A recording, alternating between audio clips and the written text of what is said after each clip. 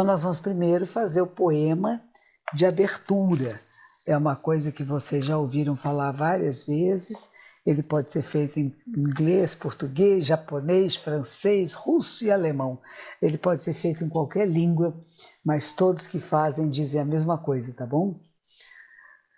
Vamos primeiro em japonês, que eu acho tão bonito. Mujo jin jin mimyo no wa hyakusei mango nan sogu ga konken mon tokujuji gange nyorai shinjitsugi.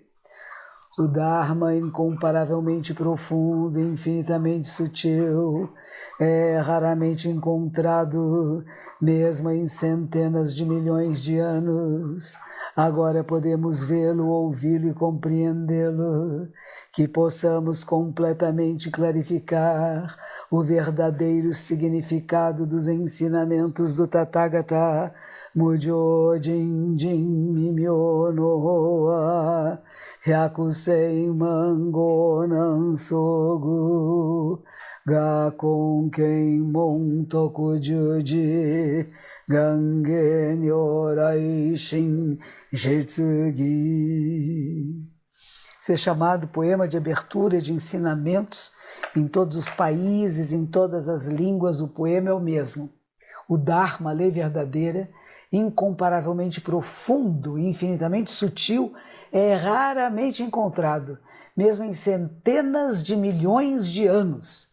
Agora podemos vê-lo, ouvi-lo, compreendê-lo, que possamos completamente apreender, entender em profundidade os ensinamentos do Nyorai, do Tathagata, que é um epíteto de Buda, daquele que vem e que vai do assim como é. E é sempre, eu fiz uma palestra agora, essa semana passada, agora no Shopping Bourbon, no Teatro Bradesco aqui, e o nome da palestra é Nasce Buda, porque dia 8 de abril é o dia que nasceu Buda, há 2.600 anos atrás, aproximadamente lá na Índia. É isso, gente.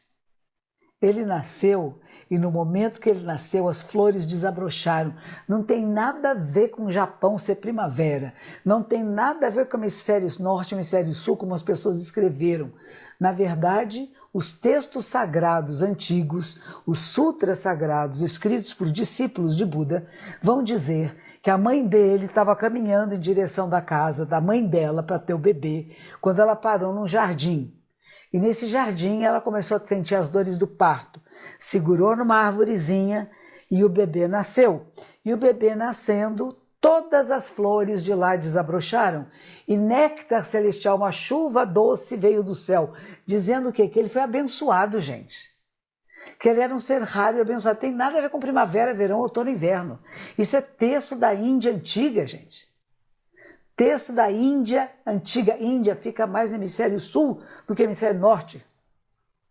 E o que eles descobriram, os historiadores, os pesquisadores, é que seria o que é hoje, dia 8 de abril, que não é primavera na Índia. É primavera no hemisfério norte. Entendeu? Então a gente tem que tomar cuidado, porque tem pessoas que dão interpretações errôneas aos fatos que são históricos e historicamente comprováveis e comprovados. Então é importante a gente perceber isso, né? Criou-se no sul da Ásia, porque tinha muita briga, né? Que dia foi, que hora foi, não sei o que e tal. Criou-se então o festival de Buda, que chama Vesak. Não tem nada a ver com o nascimento de Buda. Tem que chamar um festival, já que eles não conseguiam chegar a uma conclusão e para acabar com a briga. Vão fazer um dia na lua cheia de maio, vai ser o festival de Buda, onde se comemoraria o nascimento, que é no dia 8 de abril, a iluminação, que é 8 de dezembro, e o parinirvana, que é a morte, que seria no dia 15 de fevereiro. São 3 datas diferentes, longe uma da outra, e que resolveram criar uma coisa chamada Festival de Buda, que é Vesak. Não é nascimento, não é iluminação, nem morte, porque cada um teve uma data diferente, seguindo os grandes pesquisadores, né? E no Japão acredita-se muito na pesquisa científica. E a conclusão que chegaram, usando o calendário que nós usamos agora, que lá era o calendário lunar, usando o calendário atual, Buda teria nascido dia 8 de abril. E na hora que ele nasceu, as flores desabrocharam. Quer dizer, uma criança rara apareceu no mundo. Alguns textos ainda dizem que ele saiu andando e que cada passo dele nascia uma flor de lótus. A flor de lótus é o símbolo da pureza. E que uma mãozinha estava para cima e outra para baixo, dizendo: entre o céu e a terra sou o único a ser venerado. Claro que ele não falou isso, mas é o simbólico de que Buda, o ser que vai estar despertar, é quem deve ser venerado. Não são deidades, imaginações, não, mas um ser humano que acorda, que desperta. A esse nós respeitamos, a esse nós reverenciamos. Percebe a diferença? Não em figuras imaginárias, ok? Então isso é o nascimento de Buda. Então por isso que se põe flores à sua volta, porque é simbólico que as flores desabrocharam na alegria, no contentamento dessa criança rara ter nascido. E deidades, seres celestiais jogaram aguinha doce sobre a terra. Quer dizer, vai cair um néctar celestial. Ele simboliza esse néctar celestial, ele simboliza o desabrochar, as flores surgindo. É muito bonito isso, né? Mas lembrem-se que são analogias. E que não tem nada a ver com Japão e primavera e as flores de cerejeira. Escreveram isso recentemente, não sei onde foi, é errado, isso não existe, é uma fantasia de alguém. Não está nos textos sagrados, não está nos estudiosos do budismo, não está naqueles que se debruçaram anos em pesquisas para poder entender a época e o que era quando ele nasceu. O que nós vamos ler hoje é um outro capítulo do Shobogenzo, Olhe o Tesouro do Verdadeiro Dharma. Esse é mestre Dogen, viveu no século XIII no Japão, é o fundador da ordem a qual eu pertenço, que se chama Sotoshu, é uma ordem japonesa que tem sua origem na Índia Antiga, com Shakyamuni Buda. De lá vai se espalhar para toda a Ásia, inclusive para a China e Coreia. Imperadores japoneses receberam textos sagrados da Coreia, e como era um momento importante de mudança de governo e de sair um pouco do jugo da religião autóctone japonesa, que é o shintoísmo, houve um imperador que fez o budismo como religião de Estado. E assim o budismo entra oficialmente no Japão. Príncipe Shotoku, cuja imagem dele está nas notas de 10.000 ienes. Vamos lá. O texto de hoje chama Hatsu, que em sânscrito Pali é Patra. Isto é uma transcrição fonética da palavra sânscrito Patra. U significa tigela ou tigelas. Na Índia, os monges budistas comiam suas refeições de uma grande tigela chamada Patra, e a tradição passou aos monges na China. E neste capítulo, o mestre Dogen explica a importância desse Hatsu, que tem sido altamente reverenciado como um símbolo da vida budista. Do que nos alimentamos? Aonde nos alimentamos? Vamos lá. Vamos ver o que o mestre Dogen Zenji-sama, esse maravilhoso místico realista, esse ser extraordinário, esse filósofo incrível, esse poeta, esse escritor, esse pensador que se chamou Eihei Dogen, que viveu de 1200 a 1253. Um gênio. É um gênio. Eu me tornei monja por causa dele. Quando eu ouvi os ensinamentos dele, quando eu ouvi textos que Maezumi Hiroshi, em Los Angeles, lia o Shobogenzo, eu falei, nossa, peraí, isso aí dá sentido à minha vida. Isso me faz pensar, refletir, faz sair de uma maneira de pensar cheia de jargões, de clichês, de coisas menores, para você ter uma expansão de consciência e uma percepção mais clara da realidade. Desde os 7 Budas do passado, Buda falava, tinha 7 Budas antes dele. Bibashi Butsu Daiyosho, Shiki Butsu Daiyosho, Bishafu Butsu Daiyosho, Kuruson Butsu Daiyosho, Kunago Muni Butsu Daiyosho, Kasho Butsu Daiyosho. Shakyamuni Buda Dayosho. Shakyamuni Buda é o 7º Buda. Falam 7 Budas do passado. Então, em relação a eles, a autêntica transmissão passou deles, por eles e até eles. É a autêntica transmissão que é a totalidade deles. E dos 7 Budas, a autêntica transmissão ter passada a 28 gerações. 28º, quem é? Quem lembra?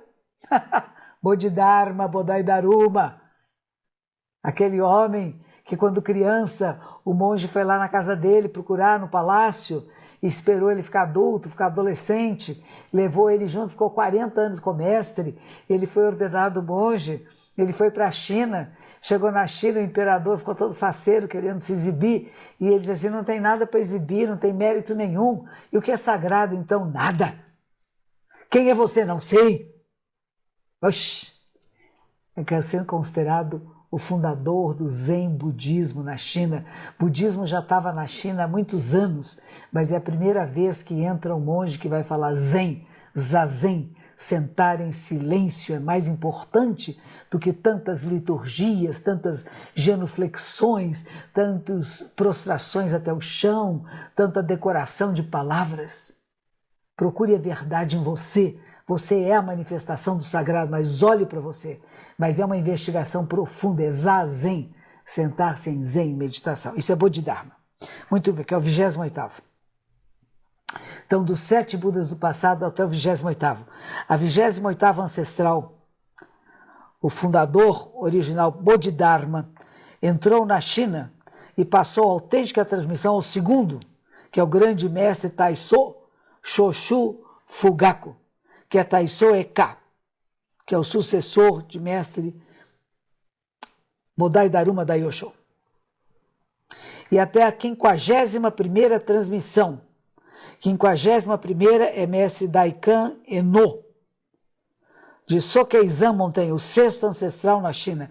Importantíssimo. A gente tem aqui no templo o Sutra da Plataforma do 6º ancestral e o praticante, o professor lá do Rio Grande do Sul, o José Fonseca, o Eixim, fez um cordel, gente. É uma joia, o cordel do 6º ancestral. Então, 6 gerações, até chegar a Sokei, que é ele. Essas 51 transmissões de leste a oeste são apenas o olho tesouro do verdadeiro Dharma e a maravilhosa mente de Nirvana. Isso são palavras de Buda na primeira transmissão para Makakasho. Vocês lembram disso? Makakasho, que era um senhor já mais idoso que o próprio Buda, que era seguidor de Buda, que havia sido um miliardário, que ele larga toda a sua fortuna, todas as suas riquezas para seguir Buda, e por isso ele é o que se vestia de maneira mais pobre, que fazia várias práticas de dormir ao relento, de só comer o que era dado. Era bem interessante esse homem. Enfim, ele é a primeira transmissão do Dharma. E Buda diz a ele, eu tenho o olho tesouro do verdadeiro Dharma, é maravilhosamente de Nirvana, e passo a você, Makakasho. O Mahakasyapa, como alguns chamavam, né? E ele entregou a ele o manto, que em sânscrito chama Kasaya, a gente chama Okesa em japonês, é Kesa, mas o O é honorífico, né, de uma coisa grandiosa, Okesa, e o Hatsu, a tigela de Buda, tigela de mendicante. Budas do passado mantiveram como autêntica transmissão de Budas do passado. Desta maneira tem sido autenticamente transmitida de Buda a Buda, de ancestral do Dharma a ancestral do Dharma. E ao mesmo tempo, as peles, carne, ossos e medulas, os punhos, os olhos, que apreendem o estado dos Budas ancestrais através da prática, cada um deles teve a sua própria expressão. Alguns aprendem que a tigela, que o Hatsu, né, é o corpo-mente dos Budas ancestrais. Alguns aprendem na prática que a tigela é a tigela de alimentação dos Budas ancestrais. Alguns aprendem que ela é os olhos dos Budas ancestrais. Alguns aprendem que é o brilho dos Budas ancestrais. Alguns dizem que o Hatsu, que a tigela, o Oryoki, que a gente chama em japonês, né? Oryoki é a substância real dos Budas ancestrais. Alguns aprendem na prática que Oryoki, eu gosto dessa palavra, Oryoki, é o próprio olho tesouro da maravilhosa mente de Nirvana dos ancestrais. Alguns aprendem na prática que Oryoki é o lugar onde Budas ancestrais se transformam. E alguns aprendem na prática que Budas ancestrais são o topo e a base do Oryoki. O princípio de aprender na prática de cada grupo tem o seu próprio ponto de vista como uma expressão da verdade. E, ao mesmo tempo, existe o aprendizado na prática de um estado ascendente. Meu antigo mestre Tendô, um Buda eterno, certo dia ele foi residir na montanha de Tendô. No primeiro ano do grande era da dinastia Sung, ele disse numa pregação formal na sala do Dharma: eu me lembro do seguinte: um monge perguntou a Hyakujo. Hyakujo é o mestre Hyakujo Eikai, que é sucessor de Baso Doitsu, que viveu no século VIII e IX. O que é um milagre? O que é um milagre? E Hyakujo disse: sentar sozinho no alto e majestoso pico. Alto e majestoso pico significa a montanha de Hyakujo, onde ficava o templo de Daiyu-ho. É o templo de Daiyuzan, onde eu recebi a transmissão do Dharma. Daiyu, imenso, magnífico, pico. Monges, não se perturbem. Deixe que o camarada se mate ao sentar por um certo tempo. Se alguém subitamente fosse perguntado: venerável, o que é um milagre? Eu apenas diria a eles: que milagre poderia existir? E o que mais? O Oryoki de Joji foi passado a Tendô, e eu como minhas refeições. Interessante, né? Mestre Tendô deu Jorabade de um templo chamado Joji, quando ele recebeu o convite para se tornar mestre do templo Tendô. Matar-se ao sentar significa manter-se praticando zazen, mesmo quando é difícil de praticar zazen, quando não tem mais a noção de eu estou praticando zazen, mas quando o zazen pratica zazen. A imagem não está travada, é o seu celular. Lembre-se, um milagre deve ser feito por uma pessoa miraculosa. E para um milagre, um instrumento miraculoso deve ser usado. E há momentos miraculosos. E sim, o lugar onde milagres possam ser realizados é dentro deste Oryoki miraculoso, da tigela sagrada. Assim, chamar os reis dos 4 cantos, Shi-Ten-No, os 4 reis celestiais,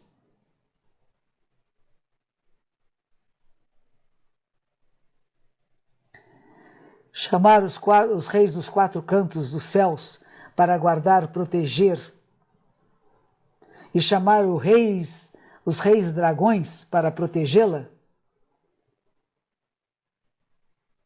é a verdade profunda dos Budas. Por essa razão, nós oferecemos aos Budas ancestrais, e é confiada a nós através dos Budas ancestrais. Aqueles que não aprendem na prática, no santuário íntimo dos Budas ancestrais, dizem: o manto de Buda é de é de seda, de algodão, é feito de tecido e de linha. E eles dizem que a tigela, o oryoke dos Budas ancestrais, é feita de pedra, de tijolo, de ferro, de madeira. Falam assim porque eles não estão verdadeiramente equipados com olhos de aprendizado na prática. O manto de Buda é o manto de Buda. Não existe nenhum ponto de vista se é de seda ou de algodão. Pontos de vista de seda e algodão e assim por diante são pontos medíocres. A tigela de Buda, o oryoke, é a tigela de Buda, é o oryoke de Buda. Nunca podemos dizer se ela é de madeira, de pedra, de tijolo. Nós nunca podemos dizer que ela é de ferro. Em geral, esses oryokes, essas tigelas, não são feitas pela mão humana. Não são construídas, porque está além do surgir e do passar. Elas nem vão embora, nem surgem. É sem méritos e sem faltas. Ela não abraça o novo nem o velho. Não está conectada com o passado nem presente. Os hábitos e as tigelas dos Budas ancestrais, mesmo que fossem criadas através de uma multidão de nuvens e água, estão além das restrições e dos obstáculos das nuvens e das águas. Mesmo que fossem criadas através de uma multitude de gramas e árvores, estão além das restrições e obstáculos da grama e das árvores. O ponto é este. A água é composta de dharmas reais, é água. As nuvens, sendo compostas de dharmas reais, são nuvens. Sendo compostas de nuvens, elas são nuvens. Sendo compostas de água, a água existe.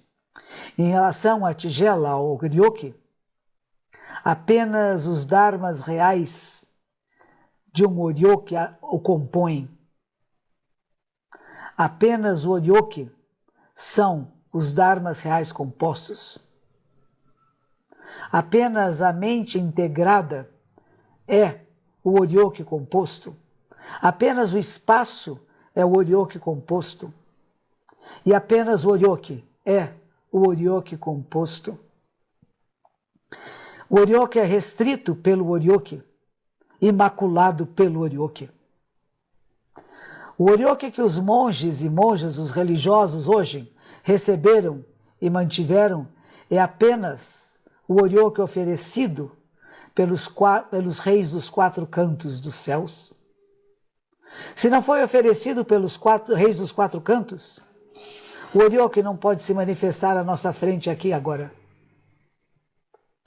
O oryoke que agora foi autenticamente transmitido através de todas as direções pelos Budas ancestrais que receberam o olho tesouro do verdadeiro Dharma de Buda, é o oryoke no estado que é libertado do passado e do presente. Sendo assim, o oryoke aqui e agora quebrou com uma só olhada de pontos de vista de fora e foi mantido por homens de ferro. Não é influenciado pela avaliação